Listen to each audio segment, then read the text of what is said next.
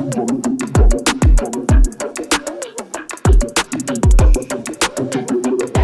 ODT Sports Chat today, you can see we're back at the stadium. We're talking basketball. We're talking men's Premier Basketball. We're going to cover the game between the Bombers and the Saints. They're sitting third and fourth in the competition. Should be a cracker of a game. And also there's another big game on here today. The Magic 1 and 2 teams. In fact, the Magic second team are in front. But we might get a bit of that if we can. But remember, the big game today is the Saints and the Bombers.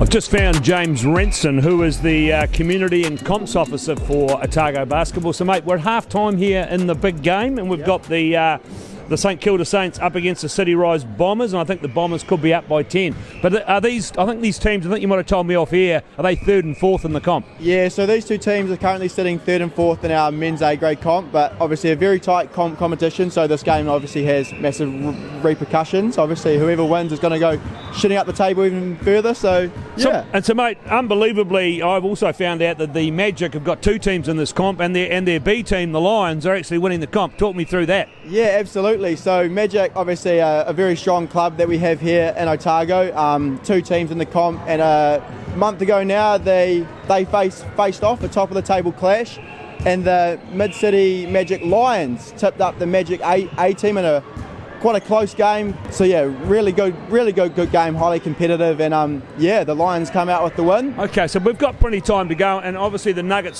players drift in and out of this competition, so that'll make a big difference when they're playing, and they should be back by the time you're heading towards playoffs, are they? Yeah, absolutely. So all of our Nuggets players, so they all have to play 4 games to qualify for the playoff run, but they will come back a couple of weeks before the playoffs start, and that's when the competition really starts to heat up. Righto, mate. So, and it's normally would be, look, even though the St Kilda are not going that good at this stage, they're perennial finalists in this competition, aren't they? Absolutely. They've been in the final for the last two or three years. They missed out last year in a really good game against the Magic team, but they're a highly competitive team and they know how to turn it on come finals time. Let's talk about the senior competition in basketball. Yep. I think somebody's just told me off air that you've got, 33 men's senior teams playing? Yeah, absolutely. So we've got 33 men's senior teams down here at the Edgar Centre, just over 300 men's players playing in the comp. So it's a awesome competition that gets run every Saturday, so yeah. And so when is the final? When do we head into playoffs? So we've still got another 8 weeks of competition, and then we'll look at going into our finals comp where we have our the 2 top qualifying teams. They will miss out for a round, and the 3rd to 6th place teams they will play. They'll come into semis. Yep. They will play each other, and then semi-finals and finals. So. Start of August, September, yeah. That's what it is. Right, mate, so this game, I think it's a 10-point lead at this stage to the Bombers over St Kilda, but would you expect that to tighten up in the second half? Oh, absolutely, yeah. Both of these teams really need this win, so I expect a really highly competitive game in the second half. So to be honest, I think it's still anyone's game at this stage. Okay, so look, there it is. That's half-time here. We'll be back at full time. We'll have a chat with perhaps the captains and the players from both teams.